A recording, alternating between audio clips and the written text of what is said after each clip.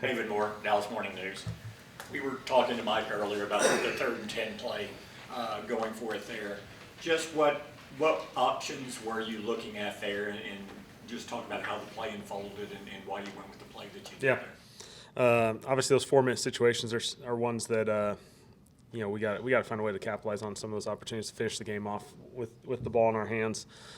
2 really inefficient runs ultimately in 1st and 2nd down, and put us in a longer 3rd down, and we felt like there was an opportunity that they've been presenting us to take a shot, and obviously you can overthink it a lot and go back and forth on it. Ultimately, we made a decision to try and end the game there with a shot opportunity with a one-on-one outside, and didn't get it done ultimately. And certainly there's an opportunity potentially to run the ball there as well. Certainly a path that we have at other times taken, and we went down probably the aggressive route, but had an opportunity potentially. Did you get the shot or the option you anticipated that it would be the most likely for you? We felt like we still had one-on-ones outside. Felt like they played a single high look. CD would most likely get attention in the middle as the game progressed. Obviously 3rd downs, there was a lot of attention on CD, and so had the one-on-ones outside. And just obviously weren't able to get it done. Before we start talking, what were they doing to take Michael Gallup away, and why is he not a guy who's historically been a guy you can take shots to and makes the contested catch down the field? Why was he not a guy that play goes to? Yeah. No, he had the same route on the other side, and certainly this was one of those goofy games. Looking back on it, he probably didn't get the touches and looks that we anticipated, and sometimes that's the way games go. I think on my side, I need to do a better job of getting Michael more opportunities throughout the game, because obviously he's a big part of this offense, and he's had a couple really good games for us, and he's certainly a guy that we got to get going. Michael Gelkins, Dallas Morning News. What kind of advantage did you have on the sideline on the overtime interception? Like, did you have a good feel for just that ball's placement and the fluke? I don't imagine how sick a coach gets when something like that happens, but what was your just understanding of how that went? Yeah, from a football perspective, I don't know if there's a worse picture in your brain when you see a play like that, and so it's unfortunate because 2 guys, Dak and Noah, who had a huge impact on this game positively, did a lot of really remarkable football throughout the game, both of those guys, and so to have a thing like that happen, that call it what you want, it's very unique, it's very rare. It's a frustrating picture to have in your mind. Todd Archer with ESPN.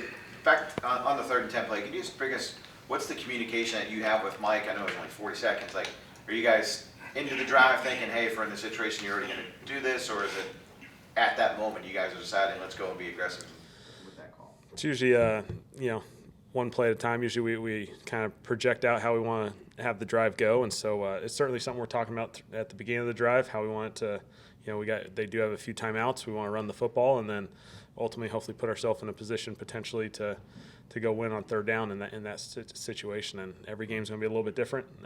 It's something we do need to find a way to finish games, because we've had a few opportunities in 4 minutes that we haven't been able to capitalize on. Jory. Kellen Moore, Yahoo Sports. You talked about Dak playing remarkable football yesterday. Mike said that Dak played at an extremely high level and he needs to keep firing. Why is that the mentality right now still? And how do you go about staying aggressive, continuing firing, but ridding down these interceptions, whatever the reason is? It's the story of football. You play so many good individual snaps, and a couple of them stick out, and ultimately that's what the games sometimes come down to. And so he completed the ball really well. I thought threw the ball really well for so much of that game, and gave us a great opportunity. Through 3 touchdowns. The backed up interception, I probably got to put ourselves in a better situation. He got a little aggressive. We missed it. I'm certainly a part of that one as well. And then ultimately the last one, is a very unfortunate circumstance. And so it's frustrating when you see a guy play the type of game they played, because I felt like, at one point he was 18 to 20 or whatever he was, and felt like he was just doing a great job of just getting a bunch of completions and making just awesome decisions throughout the game. And ultimately, when you have 2 interceptions in that category as a QB, it doesn't feel good, and it doesn't look good from the outside world. Ultimately, that impacts the game. Yeah, on that ending point about how it doesn't feel good, how was his demeanor after the game and today, given like he said he didn't have so many of those throws that were exactly what they needed? Dak's a special guy. I think he handles this as well as you could have someone handle it. Everyone's frustrated. He gets frustrated like anyone should be and would be in those circumstances. But I think it's important as we go through this journey of an NFL season to recognize the good and find the things that we got to improve on and keep growing. And certainly there's going to be more opportunities ahead. These seasons at times are marathons, and we got to navigate the ups and the downs. Kellen Watkins, Dallas Morning News. Can you explain to us why Gallup's been so up and down of late? Like he didn't have a catch, and obviously yesterday wasn't what you wanted. Yeah. Ultimately, CD on first and second down, we had some great target opportunities for him. Noah had a pretty remarkable game. And the funny thing about Noah's is a couple of them he was primary, a couple of them he's second, third, fourth in the progression. He just did a great job of just doing his job, and it kind of built off the run game and his role there. And so there was a few opportunities for him. I got to do a better job of getting Michael going, and that's on me, just giving him more opportunities. We probably played in formations that he was a little further away from the throw opportunities than we have in the past few weeks. There was a couple run looks that they kind of presented us that we lined up in a 1-by-3 formation a lot, and Michael's further out, which probably decreases his throwing opportunities. And so that's something on my side. We got to find a way to get him going, because when Michael's going, those present very big challenges for the defense. You think Hilton's a little bit closer for this week, or? Yeah, it'll be fun to have him go through this full week, and I can't tell you how remarkable it's been just to see a guy show up in December in the NFL and show up and be able to handle a system the way he has. And so it's been remarkable. He's been awesome. I think he's been awesome for that room, and as we continue to build this thing, he's going to be an awesome contributor to it. On subject of T.Y., he was cramming all week. He sent him on Monday. What was the consideration in terms of, like, why was he not ready to? What were you guys not seeing that led to him to being down for that game? Nothing on his part. He did a great job, and certainly there's an opportunity. He was part of a discussion of potentially playing in that game, and anytime a guy he just got here on Monday, and so I think there's a balancing act of being smart about letting him kind of get into this thing, but he was very, very close to making it all the way to the end of the week. So he did a tremendous job for us. Kellen, what was that process like, getting Tyron moved over to the right side from the line standpoint and from him individually, and how did you think he fared? He did a really nice job. Obviously, he hasn't played over there in a long time. It was just really, I think, fun to see his excitement for it.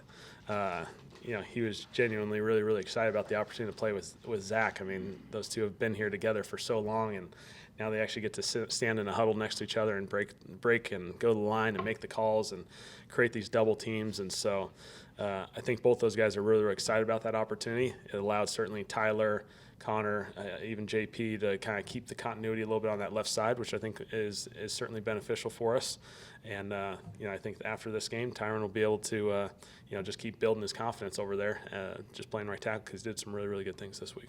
Obviously, a decision like that is a little bit different than if you have a guy coming up from the practice squad or sort of starting to get his opportunity for the first time. Is that the type of thing where you guys go to him, see what he's thinking, he says, hey, here's something I want to do, a little bit of both? How do you arrive at that decision?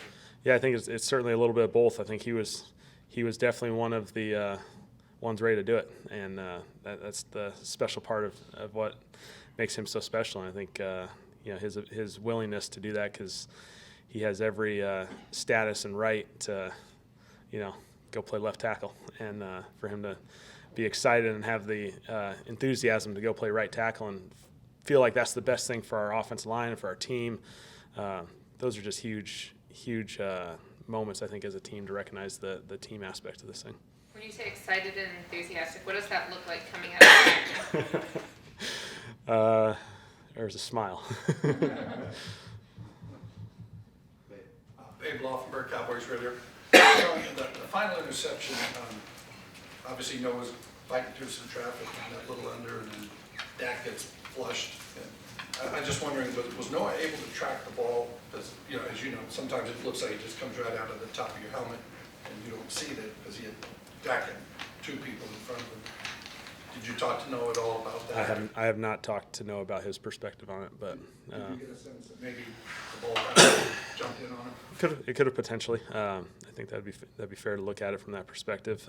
It was a play that we ran earlier. We ended up throwing a little bit late to Tony earlier in the game. We ran the play, and Noah had popped as well, and so we felt like there was an opportunity potentially to get back to it.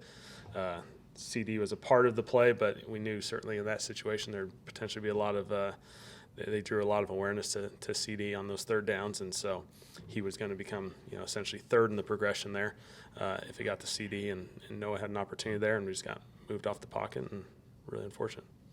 James Washington very clearly has missed a lot of time since he's gotten here. Where is he right now in his ability to help this offense? Mm-hmm.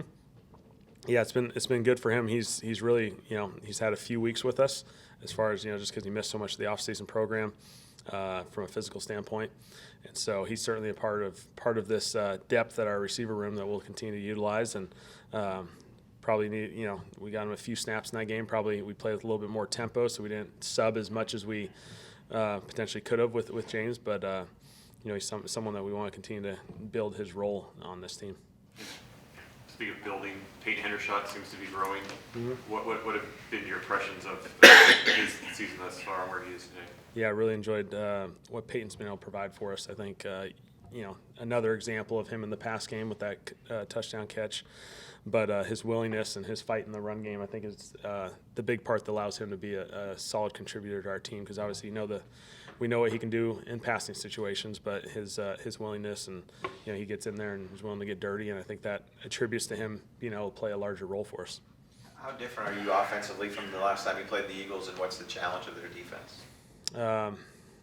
Yeah, certainly we're different. They're different. Anytime you go, early part of the season and towards the end, teams evolve, and so obviously they've provided themselves with a ton of depth up front, which has been tremendous. I think they're playing with a lot of confidence. I think they're ultimately the top team in sacks and top team in turnovers, and top team in pass defense. And you can go on and on about this thing. They're playing really, really good football, and so it'll be a challenge for us. And certainly I feel like we've grown as we've gone through this process since then. But this will be a fun challenge for us. Was there a lot of curiosity leading up to Sunday about what a double team or combo block looked like between Tyron and Zach, and how do you feel like those went? Yeah, I think that was part of the excitement about it, giving those guys opportunities to work together, and so it'll be something we'll definitely be able to continue to utilize, build. Those guys will be able to gain confidence from it. It's one thing doing it in practice and kind of in jog through form, and one day where you can kind of go, and this will be fun as those guys build that thing. Obviously, the media and the fans will always second guess decisions late in games and overtime. How much do you try not to overanalyze your own decisions, like on the 3rd and 10 on the pass and that play call? Yeah, it's real. Think of the 5 calls every game you don't like. You don't really remember any of the good stuff, but you certainly remember the ones that don't work out, and things that you hopefully can grow from, and sometimes they're painful. Sometimes that's part of the process. There's always going to be a few. I remember when I first had this opportunity, coaches telling me, listen, you're going to have 5 every game at least that you're going to want back, and that's just what happens. And certainly in big moments and overtime games, they're going to be magnified, and when they don't turn out, you're certainly going to stare at your call sheet and wonder, should I have gone up 1 or down 1 on the call sheet, or gone to a different category? And that's part of this process, and it's unfortunate, but it's how it goes. Thank you, Kellen. All right.